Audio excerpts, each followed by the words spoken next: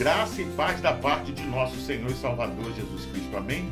Seja bem-vindo. Você está no canal Beit Sefer Escola Bíblica à Distância.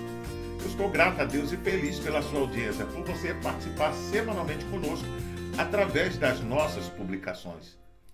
Nós estamos estudando a revista Palavra e Vida da Convenção Batista Fluminense, cujo tema central para esse trimestre será Chamados para Ser Santos, um estudo em Romanos.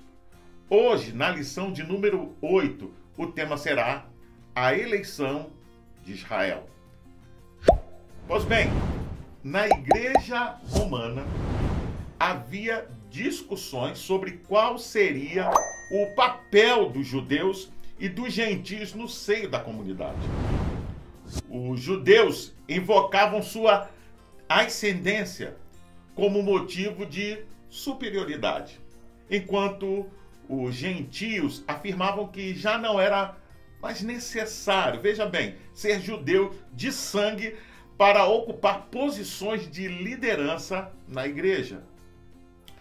Por causa dessa confusão, podemos assim dizer, Paulo, em toda a carta de Romanos, está orientando todos para que tenham mais humildade, pois todos são pecadores e dependentes da justiça e da graça que só pode ser alcançada por meio de Jesus.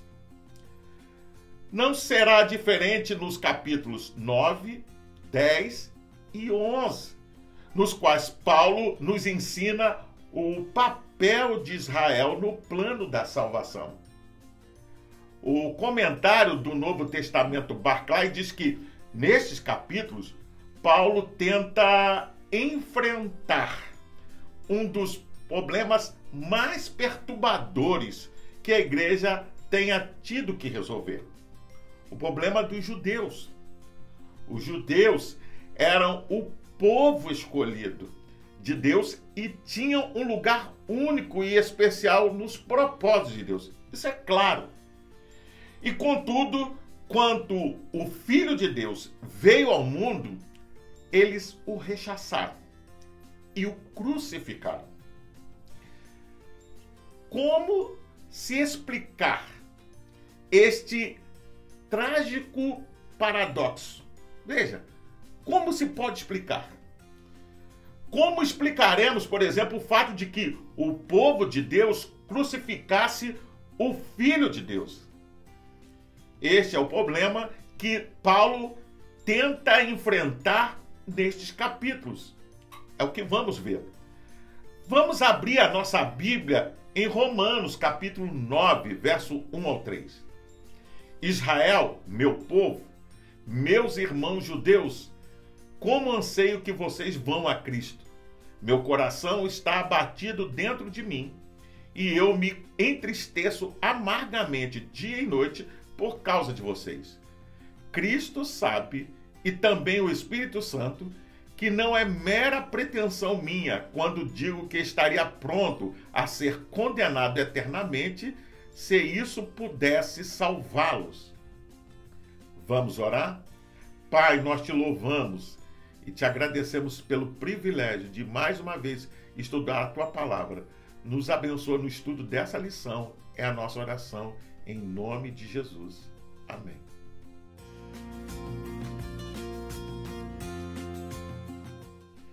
Pois bem, a seção da Epístola aos Romanos, que compreende os capítulos 9 ao 11, segundo o comentário bíblico Beckham, tem sido interpretada de diversas maneiras.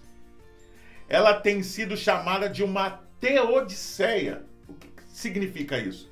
Doutrina, tratado sobre a justiça de Deus, como uma justificativa do tratamento que Deus dispensa ao homem. Existe alguma verdade nesta opinião, pois Paulo está lutando aqui com o problema do motivo pelo qual, aparentemente, colocou de lado o seu povo, o povo de Israel. Teriam falhado o chamado e a promessa de Deus? Veja, é um questionamento. E com isto, ele teria provado ser injusto? Será que Deus é injusto? Mas chamar isso de uma teodiceia é imaginar que nós podemos justificar a Deus, quando, na verdade, Deus não responde aos homens. As coisas funcionam ao contrário. Entenda isso. Os objetivos e os caminhos de Deus transcendem a razão humana. Você pode conferir isso em Isaías capítulo 55, verso 9. E se não fosse assim, Deus não seria Deus. Veja, um Deus compreendido não é Deus.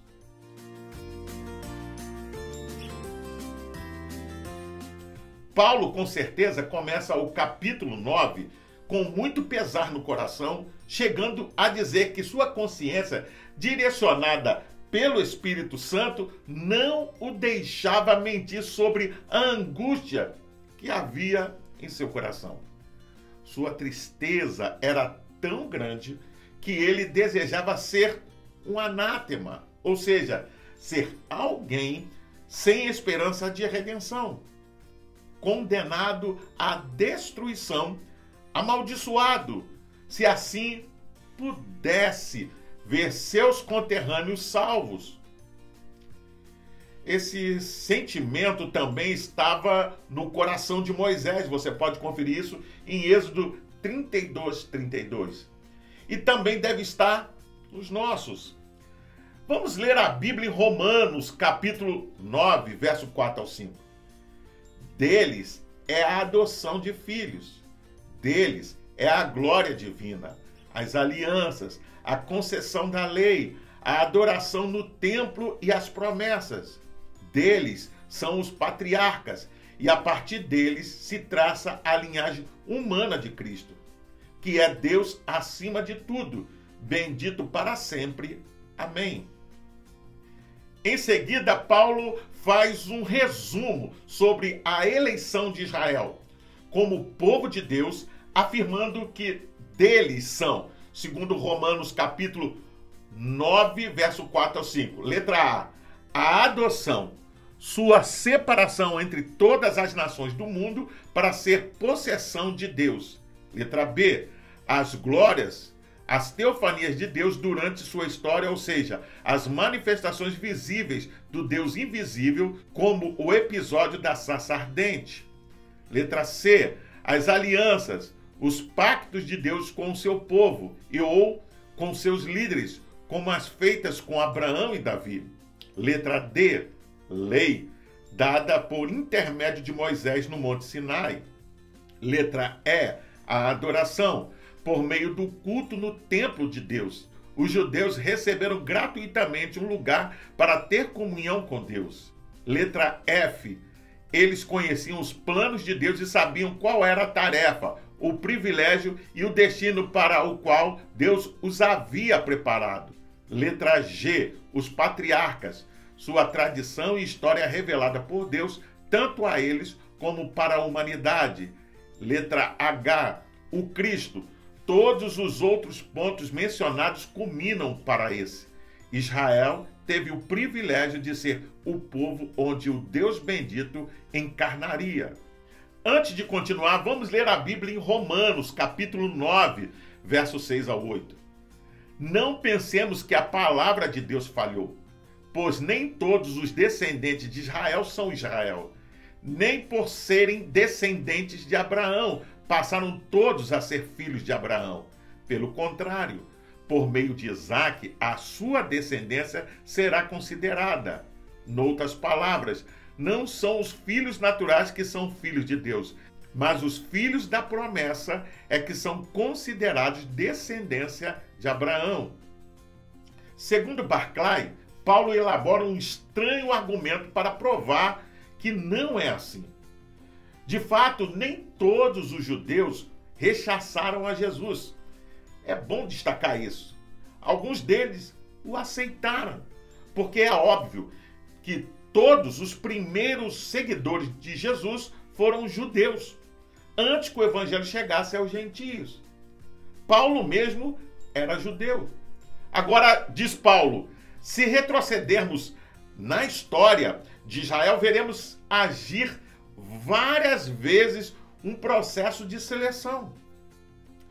No fundo, de todo o plano, e é importante entender isso, não está meramente a descendência física, a seleção, a eleição de Deus. Para provar seu caso, Paulo cita 2 exemplos da história judia e os apoia com texto de prova. Veja, se Israel de fato é tudo isso, a palavra de Deus falhou, tendo em vista que nem todos os judeus aceitaram Jesus como Messias? Paulo responde que não. E para justificar sua resposta, afirma em Romanos capítulo 9, do verso 6 ao 13, que não é simplesmente por serem descendentes físicos de Abraão que seriam filhos da promessa de Abraão, como nós já vimos no comentário acima.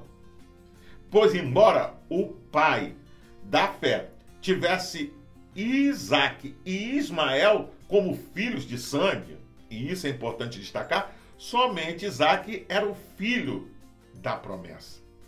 Portanto, Paulo afirmou que delinear uma linha de ascendência até Abraão não era uma garantia de que a pessoa herdará as promessas feitas ao patriarca, porque isso depende de sua fé e da graça de Deus.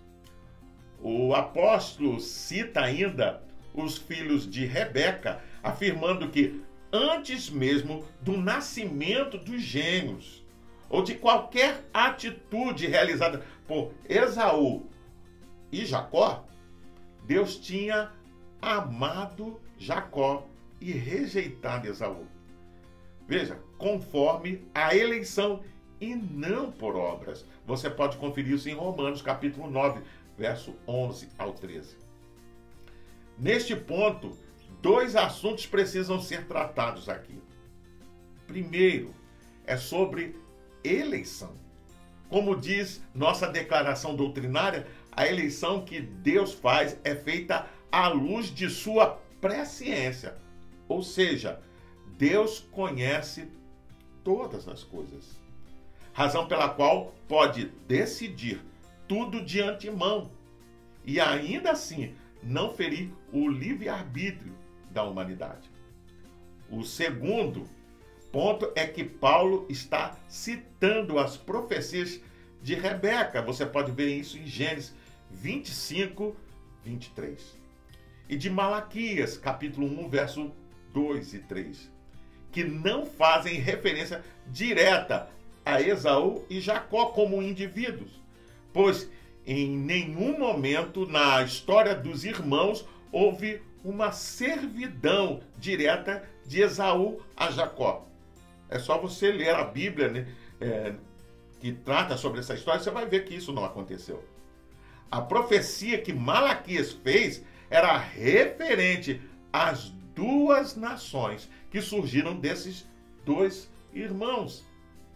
Pois de Esaú surgiu Edom e de Jacó surgiu Israel. Logo podemos afirmar que a nação de Israel foi escolhida por Deus e a de Edom não.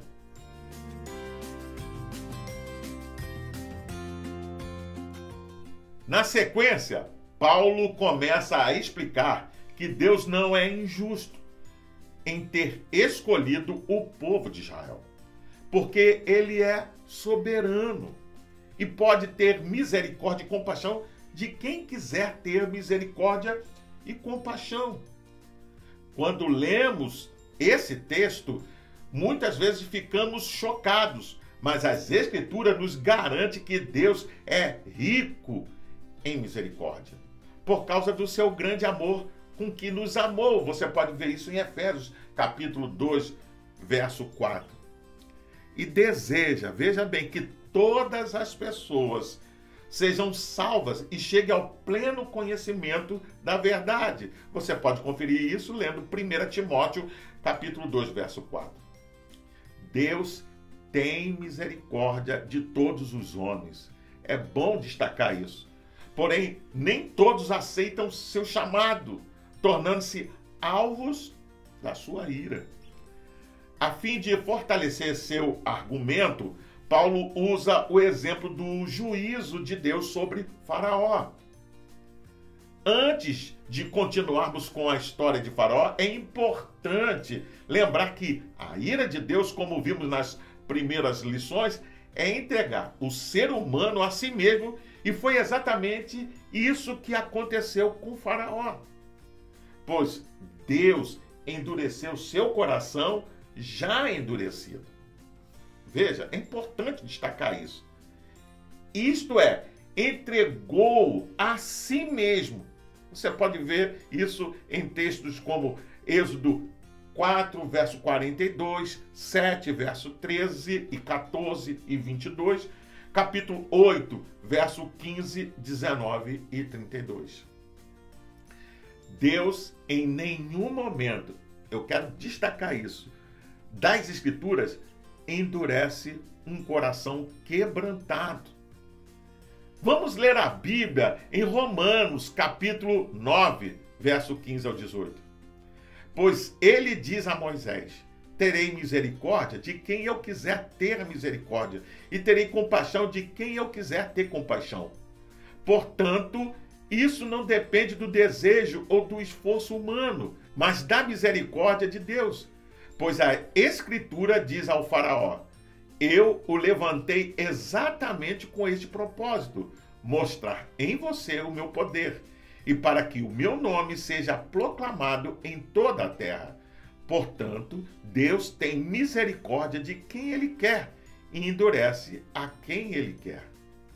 Em seu comentário bíblico da carta aos Romanos, Rubem Martins Amorese diz que esta é uma citação de Êxodo, capítulo 33, verso 19, onde Deus responde ao pedido de Moisés que lhe seja permitido ver a sua glória depois da intercessão pelos israelitas. Ela quer dizer basicamente que a misericórdia de Deus não depende, veja, de nada externo à sua própria vontade. Ele é absolutamente livre, uma vez que o homem se colocou devedor diante dele. Diante do pecado do homem, seu perdão e compaixão são manifestações de pura graça e jamais poderão ser cobrados. Porém, a partir do verso 20, vemos o retorno ao seu estilo de diatribe, ou seja, do diálogo com um interlocutor imaginário, no qual um segundo argumento usado por Paulo diz respeito ao poder que o oleiro tem sobre um vaso. Quando um oleiro fabrica um vaso, é importante destacar, ele tem todo o poder sobre ele. Do mesmo monte de barro pode fazer um vaso para um propósito honroso e outro para um propósito desonroso. É só conferir Jeremias capítulo 18, verso 1 ao 6.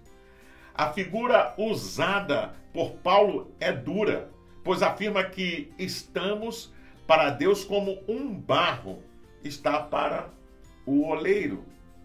Mas a história não acaba aqui, pois somos mais que barros, somos barros feitos à imagem de Deus. Logo, temos dignidade implícita em nós, simplesmente por sermos seres humanos.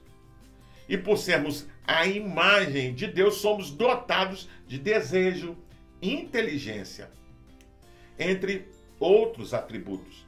Pois isso, quando Paulo afirma que Deus faz vasos honrosos destinados para a glória e desonrosos destinados para a destruição, quer dizer que Deus permite que todos existam, que todos nasçam, independentemente, veja, de quem se tornará ou não, né, convertidos. Você pode conferir isso em Romanos capítulo 9, verso 19 a 29. Paulo afirma também que os vasos da glória, ou vasos de glória, são formados por judeus e gentios, ou seja, por todos os que creem em Jesus. Os crentes judeus tinham muita dificuldade para entender essa verdade, pois acreditavam que a obediência à lei era o caminho, podemos assim dizer, para acumular crédito em seu favor. Em outras palavras, Deus devia a eles salvação e amizade. Os gentios não conheciam a lei. Por isso, quando confrontados pelo grandioso amor de Deus em Jesus Cristo, simplesmente se entregaram a esse amor pela fé, o que foi o cumprimento de várias profecias citadas por Paulo em Romanos capítulo 9, verso 25 ao 29.